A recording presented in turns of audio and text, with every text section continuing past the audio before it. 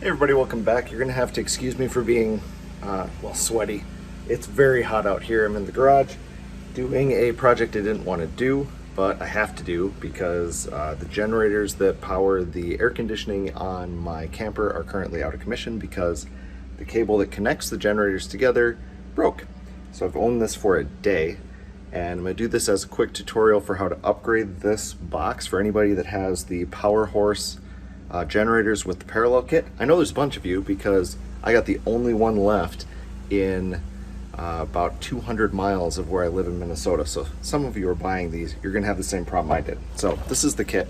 It's a box like this with a camper plug on it, and it has two sets of cables that plug into the campers. The problem with this kit is the way that they attached this plug to the box on the inside is with these tiny little, like super tiny little plastic pegs with pressure clips on the back. And what happens is when you use this more than once or twice, those clips break, and then this plug pushes straight back into the box like that, and you can't actually plug into it. Every time you try, it just pushes the plug back in the box, your cable doesn't connect, and you have no power. So I'm going to fix that a bit, and the way I'm going to fix it is to upgrade to a metal box I bought from Menards, and a metal cover. So this is still weatherproof. It's still going to allow me to lock it down, so if I have to store it outside, I'm not going to have a problem with water or anything like that getting into it. But it should give me a much more stable platform that I can actually rely on when I'm out camping when it's 98 degrees like it is today. So we're going to pull this apart. It's not going to come apart easy. This isn't meant to be taken apart. So I'm probably going to end up breaking this open. And then once I do, I'll be able to show you the inside and show you what the problem is. And then we're just going to take this plug, which is perfectly fine, and these wires, which are perfectly fine, and we're going to transplant them into this box. And we should end up with something a lot cleaner, a lot more stable, and hopefully be able to get back to the lake and get back to camping with a camper that has air conditioning. So I'm going to break this box apart, and then I'll check back in, show you what's going on the inside, and we'll move everything over.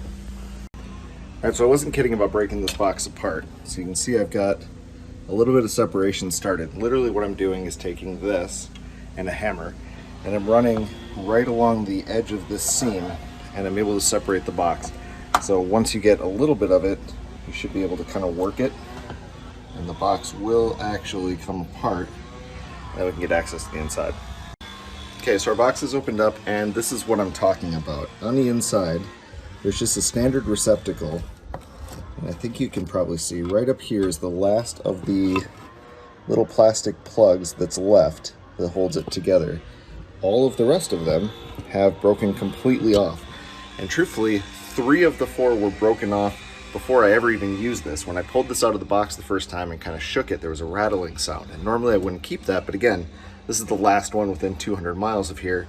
I wanted to get to the lake, and it did work, at least initially, and then kind of loosened up. One more fully probably gave way, and here we are. So all I'm gonna do is I'm just gonna pull this outlet out, and then it's got standard mounting spots on it, so it should just mount right up to this box. So I'm gonna move it over, get the cables run through the new box, and then we'll get it screwed in and we'll check back in. So the next piece of this, it looks like it's all gonna be pretty standard, but what you're gonna do is you've got this plug, so it's a 2-piece thing. It just unscrews, and it unscrews from the back of the box. And all you're gonna do is take these cables and back them out one by one through the plug. So you get these pieces out because we're gonna reuse these.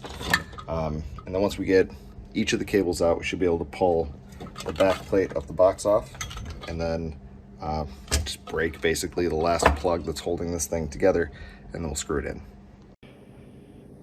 All right, pardon my messy work surface, but the box is taken apart. I've got the cable pulled out. This is actually what you're really paying for in the kit, is the plug and the wires. And the wiring and everything looks pretty solid, so I'm all right with that. It is a $65 kit. I think I could probably make this, assuming you can find these plugs and that they're fairly standard. You could probably build it for about 20, but it is what it is. The upgrade I'm doing costs an additional 15 bucks, so $80. This is the problem though. These little blue pegs are all that hold this thing together, and there's a little pressure cap on it, and any amount of pressure and heat soak and these get brittle and they break, and then you got the same problem I did. So when we screw it together, we're going to be using actual bolts and screws. It should be a much more stable platform, and we're metal to metal instead of getting plastic involved. So I'm going to take these wires, feed them through the back of that box, get everything all wired up. Hopefully the black plugs will move over so I don't have to do anything with that. and then we'll just button it up. Okay, the outlet is mounted in the new box. This little black plug does not line up, so my wires are just coming out bare at this moment. I will get a little insulating grommet to put on this to clean it up at a later time. We want to get out to the lake, so I'm just going to leave it the way it is for right now. I've got plugs to put on the back here, and then a cover to install on the faceplate of this, and we should be all locked up and ready to go. All right, so this next part, I'm not sure if they engineered this to be difficult or if it's just the tolerances that I have here, but the opening here in this pretty standard box is actually just a tiny bit smaller than the width of that plug. So I'm not sure if the RV plug that they're using over at PowerHorse is just slightly too big or what's going on. But you can kind of see here, I actually had to sand around the edges of the plug just to get it a tiny bit smaller to allow this to fit over. Now the other issue I have is those two holes right there are not threaded. And those are the ones that would line up with that one and the one at the top. And you see my other holes here are filled on this cover plate. So what I'm going to have to do is use my clamp here and clamp this thing down, and I'm going to actually drill out two of the corner holes, so one in the top corner and one in the bottom. That's going to allow me to screw through them into this, because these outer ones actually are threaded, and I'll be able to connect to them and run through and get a nice tight fit. And with the little gasket here, end up with a watertight fit, even though I'm only using 2 screws. So I'm going to clamp this, drill this out, and then I'll get this attached, and we'll be closer to ready to go. So a little bit of fine tuning, but not too bad so far. Okay, we've reached the point of good enough. If you look real close, you'll see I actually bent a little bit when I was drilling it out. This is actually very thick metal, so it took a little while, but we've got everything attached. Recoil works. It's all screwed down, it's all ready to go. The wire's coming out of the back, I'll deal with that later, but I now have a functional outlet that is not going to push back through the box when I try to plug into it. So we should be able to take it out to the lake, get it plugged back into the generators, and be good to go.